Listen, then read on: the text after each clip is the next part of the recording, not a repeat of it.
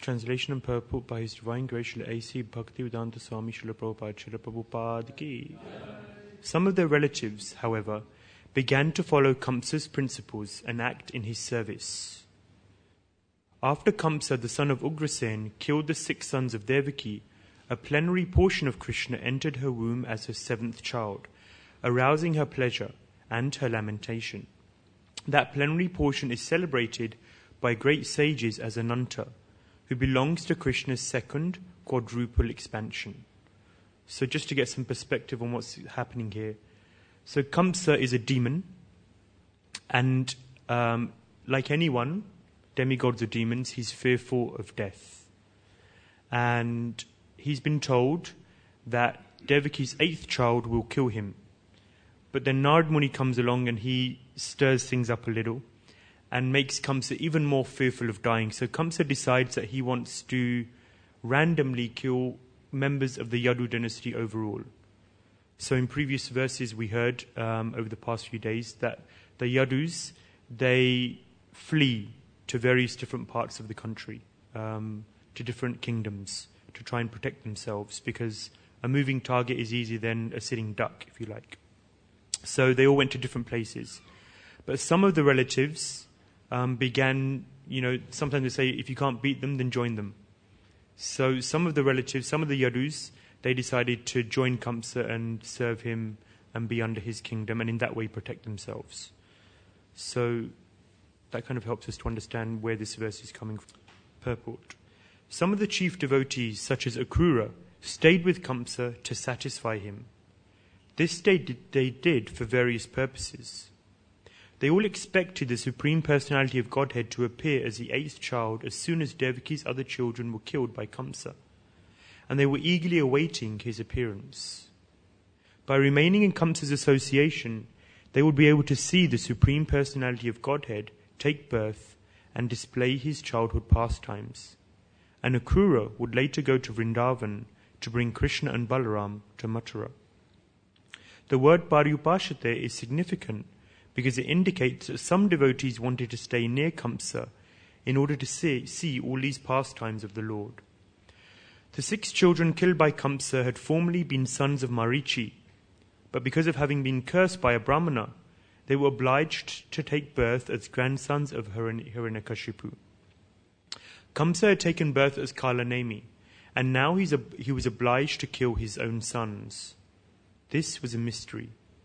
As soon as the sons of Devaki were killed, they would return to their original place. The devotees wanted to see this also. Generally speaking, no one kills his own nephews. But Kamsa was so cruel that he did so without hesitation. Ananta Sankarshan belongs to the 2nd Chaturvyuha, or quadruple expansion.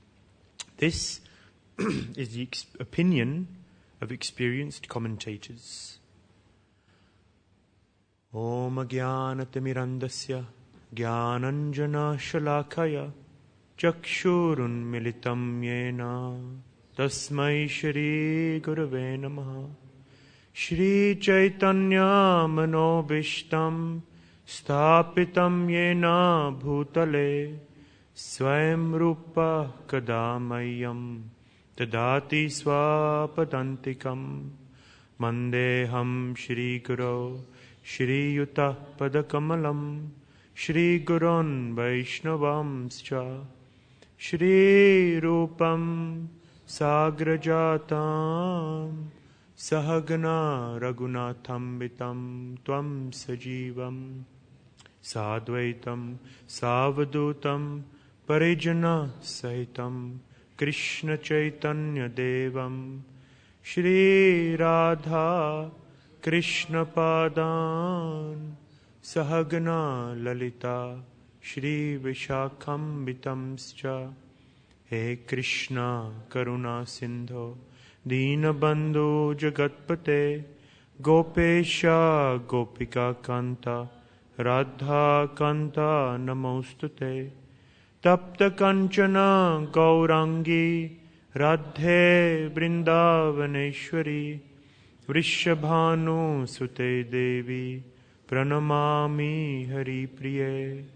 vanchakalpatarubhyascha kripa sindhubhya eva cha patitanam pavanebhyo vaishnavebhyo namo namaha. Shri Krishna Chaitanya Prabhu Nityananda Shri Advaita Gadadhara Shri Vashadi Gaura Bhakta Brinda.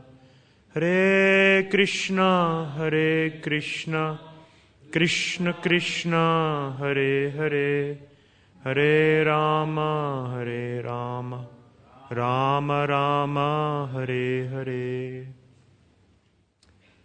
Hare Krishna. So I beg for the blessings of the assembled Vaishnavas that I can speak something which is bona fide and beneficial to everyone assembled. So a few months ago I was teaching a course. It was based on the first canto of the Srimad Bhagavatam, and it was called the Bhagavatam series, and we were looking through in detail some of the key chapters of the first canto. And in the later part of the first canto, it's described not first-hand, but second-hand, through the Pandavas, how Krishna disappeared. So the set is seen in the palace of Yudhishthira Maharaj, and he's waiting for Arjun to return, because Arjun went to see Krishna in Dwarka, to see what Krishna's plan was after the war had taken place. Bhishma Dev had left, and Krishna had left eventually. He had left the Pandavas and returned to his home Dwarka. Arjun had visited Krishna in Dwarka to see what Krishna's next plan of action would be. And it had been several months actually. The Acharyas described that it was 7 months and Arjun hadn't returned. And they were all wondering what's happened, what's gone wrong. So Yudhishthira Maharaj was looking at the ill omens in the atmosphere and the environment, and he began to wonder what's actually happened. Maybe Arjun is in danger. Or maybe this has happened, or maybe this has happened, or maybe this has happened. So many different options, so many different possibilities. But ultimately he concludes that there's only one possibility. Given the ill omens, Krishna has left the planet. So then in the course we began to look more into Krishna's actual departure. And we have to wait till the 11th canto until the Bhagavatam describes Krishna's departure from the planet. I think it's the first chapter, and then the 30th and 31st chapters of the 11th canto describe Krishna's departure, and alongside that the departure of the Yadus. So first the Yadus gradually depart, then Lord Balaram through a fratricidal war, and then Lord Balaram departs, and then eventually Krishna instructs Uddhava, and then himself leaves through being killed by Jara, the hunter. And it's a very nice description in the 11th canto. But as I was describing this, I was saying that we all know about Krishna's birth. We all hear about Krishna's birth, and the pastime is very well documented. As a child, I heard about Krishna's birth and the various pastimes that took place around that many, many times. But as I was young, I never really knew so much about Krishna's departure. So when you read the Bhagavatam, we find out more. But actually, Krishna's appearance is maybe not as simple as at least I understood when I was young. Because in the Bhagavatam, we see some detail of Krishna's birth. But then Jiva Goswami in Gopal Champu describes more detail about Krishna's actual appearance. And there's more that's going on than meets the eye. So it's described that because Kamsa was on a killing rampage, this is the nature of a demon. A demon is very selfish. So, sometimes we say that, the demigods and demons are within a human, within us all, both at the same time. So these various qualities that we're meant to get rid of within our hearts, like greed, anger, lust, pride, envy, these various tendencies, anarthas, are demonic qualities. And the good qualities like patience, tolerance, humility, pridelessness, etc., these qualities are the qualities of the demigods. So in this way we have both the demigods and the demons within us simultaneously. So Kamsa's nature was very, very greedy and very fearful of dying. He wanted to enjoy in the world as much as possible, for as long as possible. So like all demons, he was looking to live for as long as possible. So when he heard that he would be killed by the eighth son of Devaki, he was very, very fearful. And at the expense of as many other living entities as required, he was prepared to save his own life. So much so that he put his own father in jail. His father was Ugrasen, and he was actually the king of Mathura.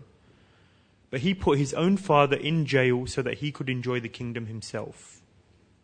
He was ready to kill his sister, Devaki, there and then. No consideration. He was just going to kill her straight away when he heard that her eighth child would be the killer of him.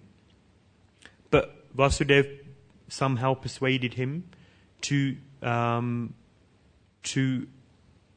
protect her and not kill her. And just kill, he said, kill the eighth child. No, kill every child that comes from Devaki's womb.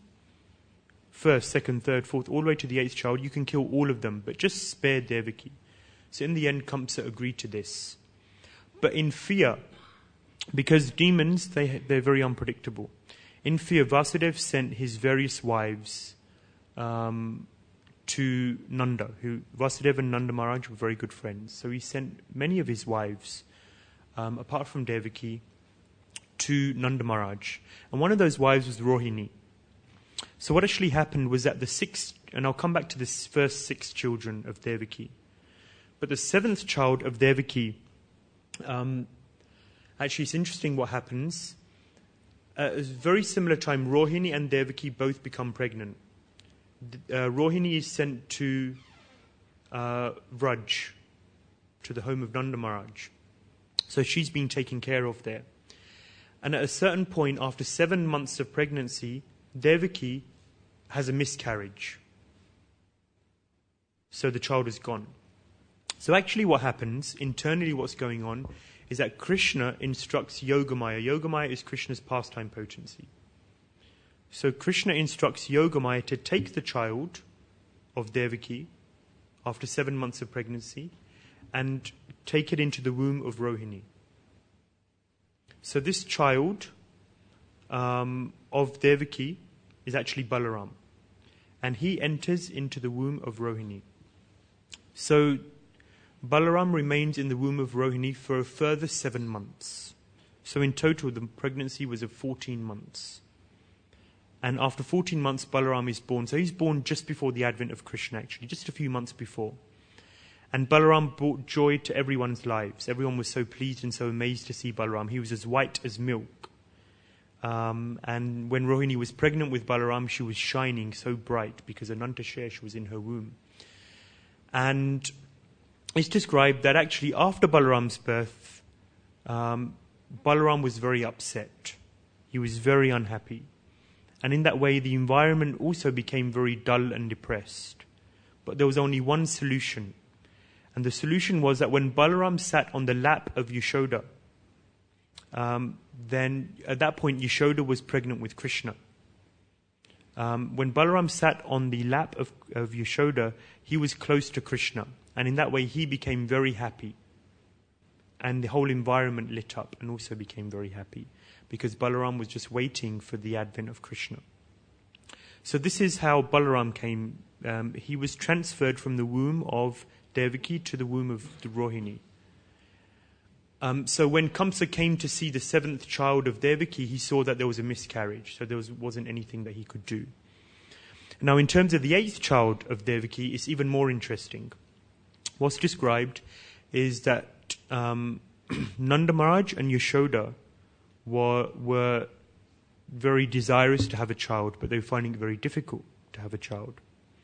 But at a certain point, Yashoda was serving Nanda Maharaj and she became very tired. But on that day, she saw that from the heart of Nanda Maharaj, 2 children came out of the heart of Nanda Maharaj. This is all described in Gopal Champu by Jiva Goswami. That from the heart of Nanda Maharaj appeared 2 children, a boy and a girl. And the boy entered into the heart of Yashoda. And the girl entered into the womb of Yashoda. And Yashoda was just amazed to see this. So that child, the boy, was actually Krishna. Krishna entered into the heart of Yashoda. and the girl was Yogamaya. Yogamaya entered into the womb of Yashoda Devi. So this was actually original Krishna. So there's a verse, it says, Vrindavanam parityaja padam mekam nagacchati. Krishna never leaves Vrindavan. So this is the original Shyam Sundar Vrindavan, who is always resides in Vrindavan. He never leaves there. Who was born to Yashoda. So we hear that Krishna is Yashoda Nandan. This is his original form. He's also described as Devaki Nandan, but that is a different Krishna. That is a Krishna who resides not in Vrindavan. Is this making sense? He resides not in Vrindavan, but he resides outside of Vrindavan. That is generically called Vasudeva Krishna. So Vasudeva and Devaki also had a child. From the mind of Vasudeva came, so there was no contact between Vasudeva and Devaki. So we have the concept in Christianity, they talk about, what is the phrase? Immaculate conception. So without any physical contact, there is pregnancy. So similarly, from the mind of Vasudeva, entered the semen which produced, Krishna was originally. So Vasudeva Krishna entered into the womb of Devaki. Let's keep things simple.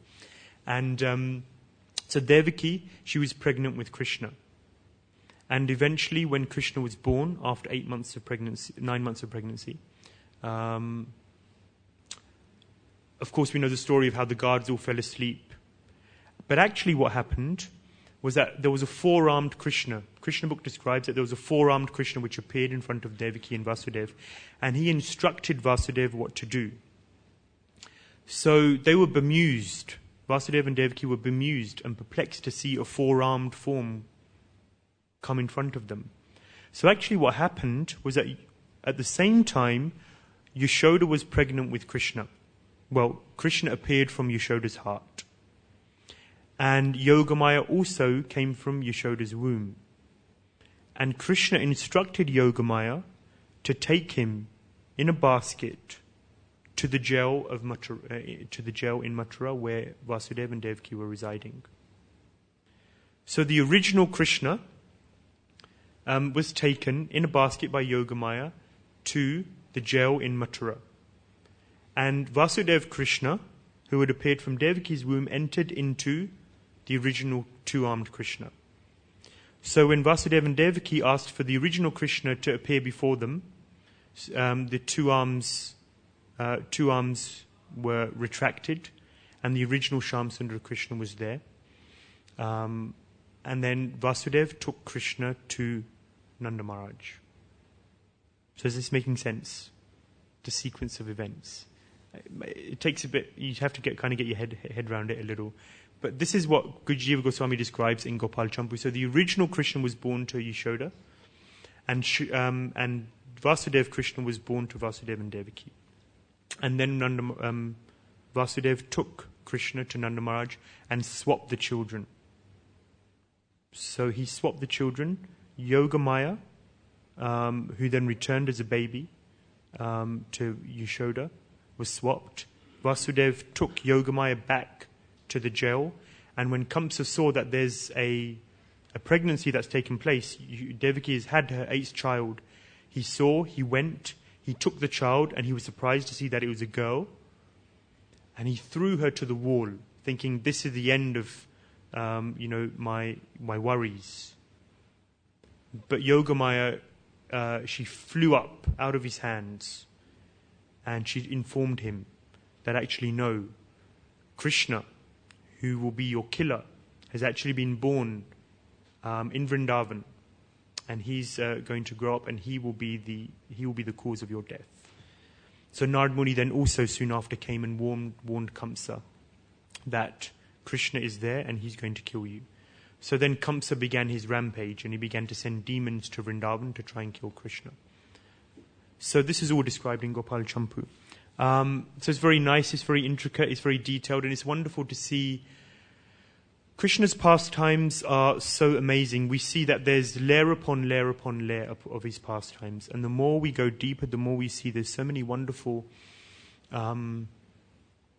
details which we can enter into and absorb our minds.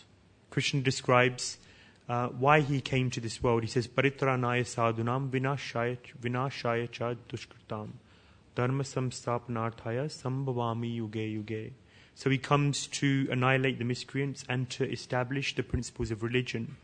But in particular, he comes for the pleasure of the sadhus, for the pleasure of the devotees. He performs wonderful, beautiful pastimes to attract our minds, to attract our hearts. We can become absorbed in his pastimes.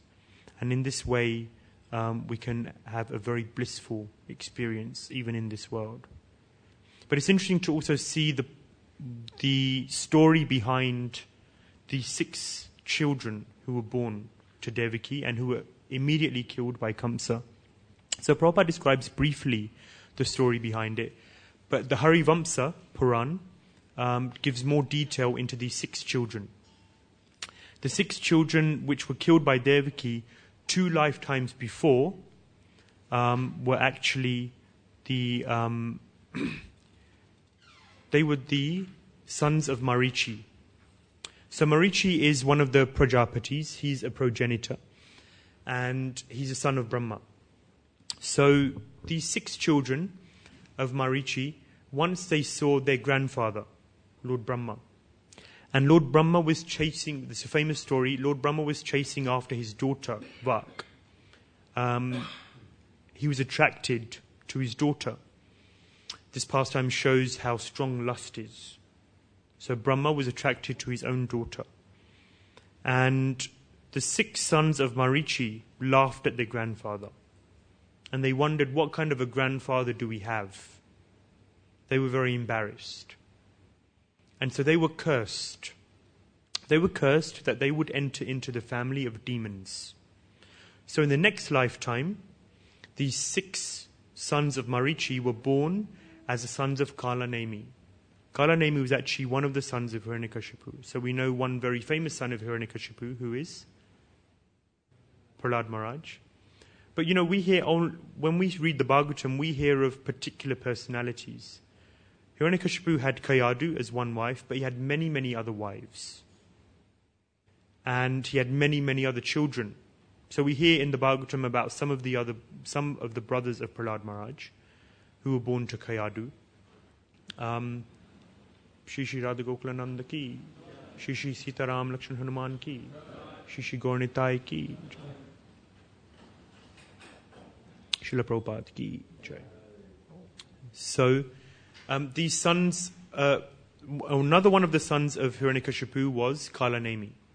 So Kalanemi was a demon, naturally, and he had 6 sons, and they were known as the Satgarbhas. And they decided, at quite a young age, to give up the association of their grandfather, Hiranyakashipu. And they decided to worship Lord Brahma. And they were looking from Lord Brahma for eternal life. So when they pleased Lord Brahma, they asked him that just very similar to Hiranyakashipu, please let me not be killed by demigods or demons or this person or that person or this category of person or that category of person. And in this way they tried to cover themselves so that they wouldn't be killed. And Lord Brahma granted their wish. But in the end, when Hiranyakashipu found out that his grandsons, the Satgarbhas, the sons of Kalanemi, had been worshipping Lord Brahma, he became very upset. He said, you should be worshipping me. So he cursed them. He said, I curse you that in your next life, you'll be killed by your own father, Kalanemi. So this was the curse that they carried on in the next life.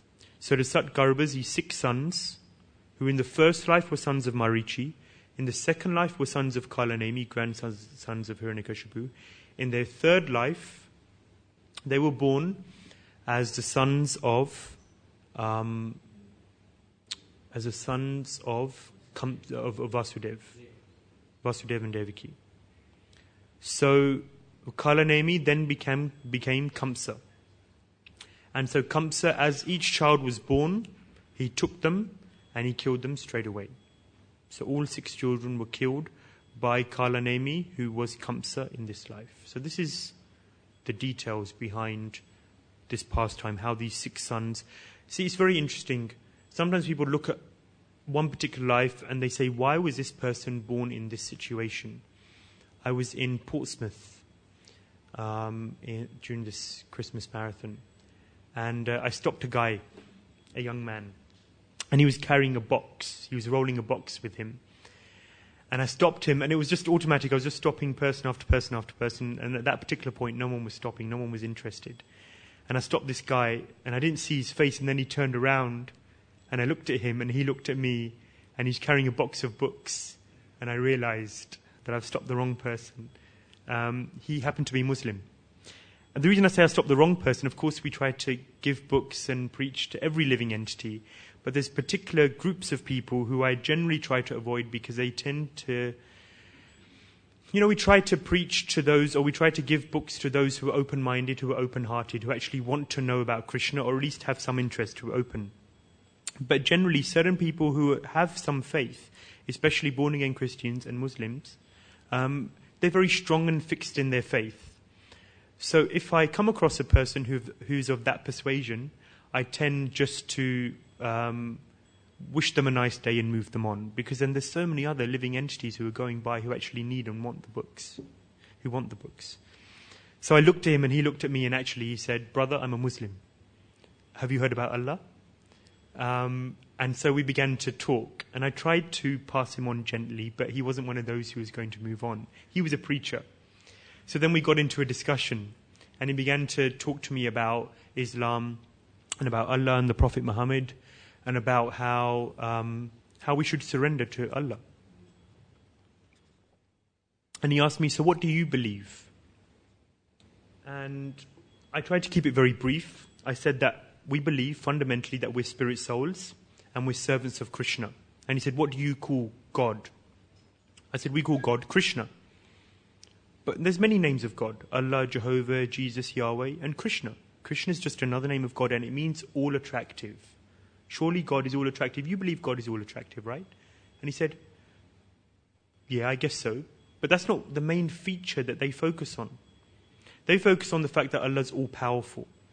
See, other religious traditions really focus on this aspect that God is almighty, all-powerful, and there's a lot of fear involved.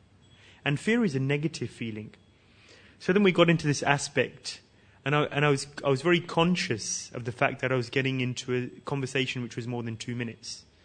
And so we began to talk, and he was kind of saying, "Well, is God all-powerful?" And he was refuting the fact that God is all-powerful. And I was confused, because Muslims generally focus on this fact that God is all-powerful and almighty.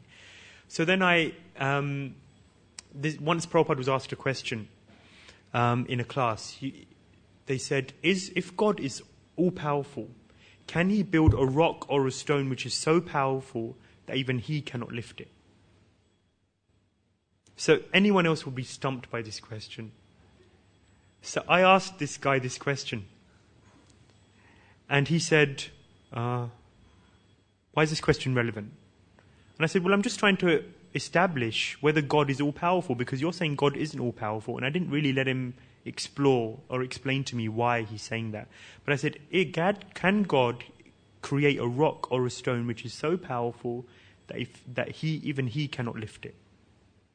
And he was stumped. He had no idea what to say. He said, I'm not sure. Maybe I shouldn't answer this question." And I said, "I'll leave you with that thought," and I kind of just passed him on. And then I just walked off, and he just looked at me, and he looked bewildered, and that was it. He went. So, does anyone know how Prabhupada answered that question? How did Prabhupada answer that question? Yes. Correct, yes. So Prabhupada said that yes, God, Krishna, can create a rock which is so heavy that even he cannot lift it. And then he'll lift it. Next moment he'll lift it. So Krishna can do anything and everything. There's nothing which is not within his power. So this philosophy is so profound. Our conception and our understanding of Krishna and his powers is so deep and so amazing. And Prabhupada was very witty. On the spot he thought of this answer. This guy had no idea. So then later, a couple of hours later, he brought his friend. So I was happy distributing books, happily distributing away, and I was actually having a good time, It was a good spell. And then a man comes in. This guy's older. He's got a big beard. And he comes to me and he says, "So you were talking to my friend earlier and you asked this question. What is this question about?" And I really didn't want to get into it with them. So I kind of explained the question, explained the answer, and tried to, move them on, but they weren't so willing to move on. But what I was trying to establish is that Krishna is all-powerful. Krishna can do anything and everything. And within our conception of Krishna consciousness, we have such a deep understanding of Krishna and his pastimes. And through his pastimes, we can see that Krishna is wonderful and is so attractive, and he comes in order to attract our hearts. And if we can really imbibe this aspect within us, then preaching Krishna consciousness becomes a very wonderful and blissful experience. So one of the I guess key meditations or experiences that I had during the marathon was really that if we can really imbibe Krishna and be Krishna conscious while we're on the streets, then people stop. People stop. Days when I was really feeling Krishna conscious, really thinking of Krishna and thinking of a certain aspect of Krishna, whether it's some pastime or whether it's his feet, his eyes, his crown, his flute, any aspect of him, or anyone associated with Krishna. It could be Radharani, it could be Lord Chaitanya Mahaprabhu, it could be Lord Nityananda. But if we're absorbed in thoughts of Krishna and things related to Krishna, then people are naturally attracted. Sometimes it almost becomes like we're puppet masters and we're telling them what to do. Sometimes you just say stop and a person just stops. Sometimes you see that they're just walking and they don't want to have anything to do with you. They're very conscious that you're someone who wants to stop them, take their time and take their money, which is the two things that they're most fearful of giving, time and money. And they ignore you. And then 3 or 4 steps further, they just stop, they turn around, they just look at you. Something in their hearts, the super soul, instructs them, stop. Stop. And they stop. It's not me. It's not any of us. But they just stop. And then you just talk to them.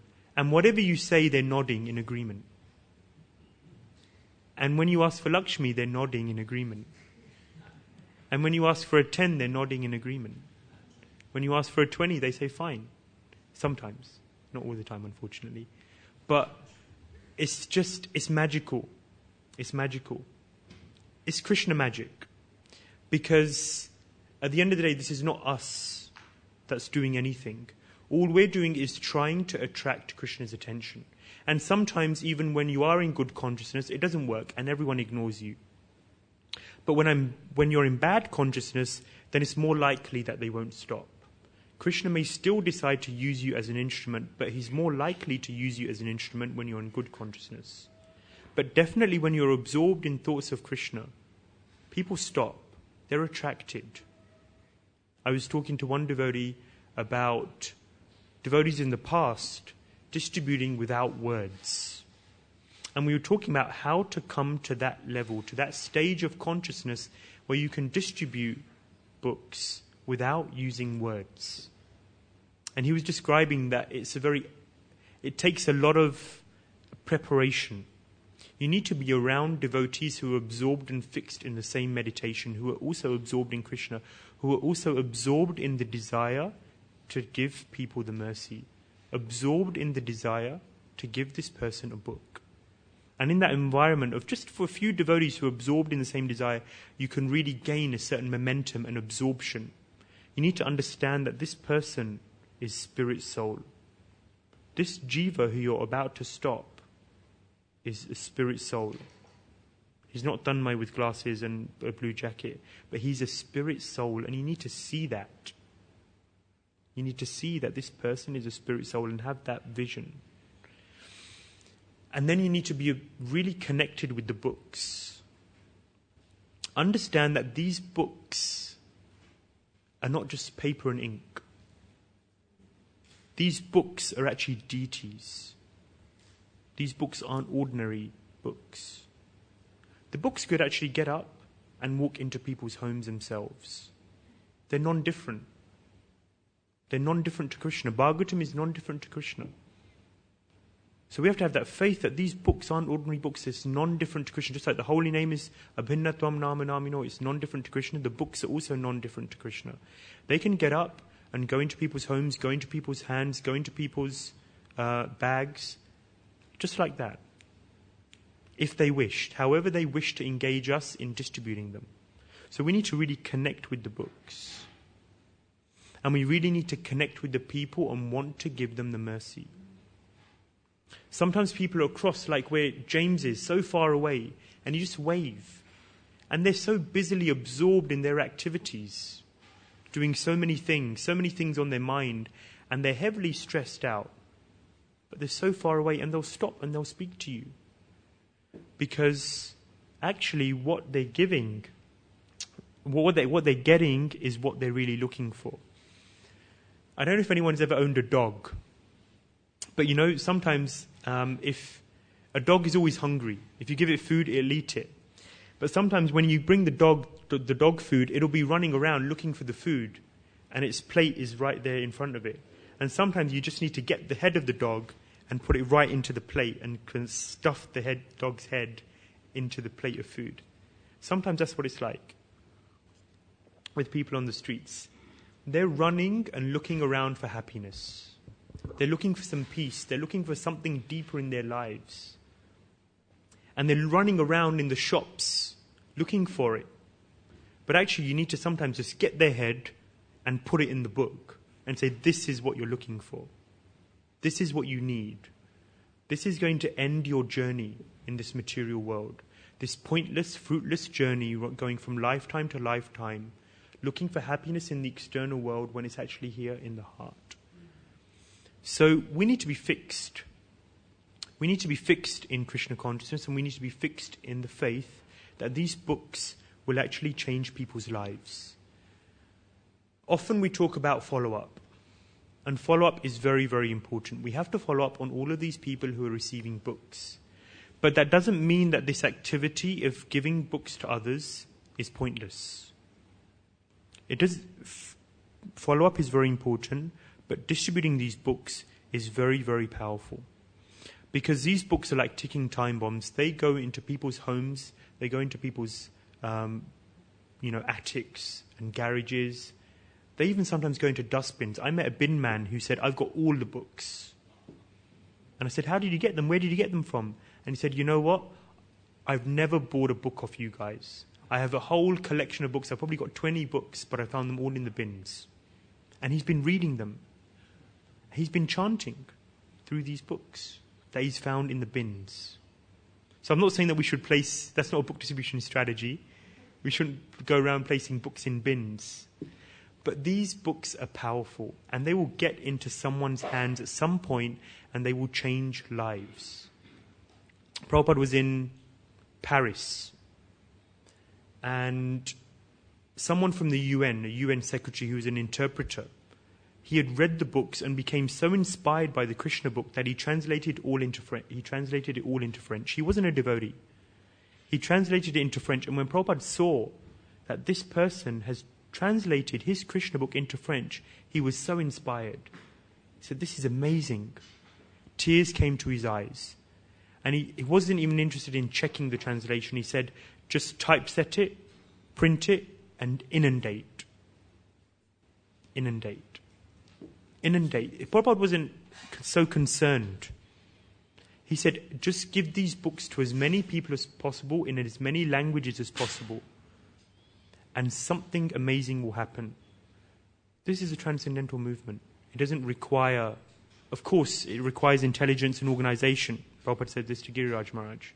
So it requires planning, it requires thought and precision. At the same time, simply distributing these books is such a powerful activity, and necessarily it changes lives. Prabhupada said that it brings about auspicity. It brings about auspiciousness in the environment, in the atmosphere. simply distributing these books in the same way that we feel that when we go on the streets, when we chant Hare Krishna and do Harinam on the streets, the atmosphere of the streets is changed. Similarly, when we distribute books, this is Brihat Kirtan. The atmosphere is changed. The atmosphere of the world will be changed by distributing these books en masse. So this is what Prabhupada really encouraged.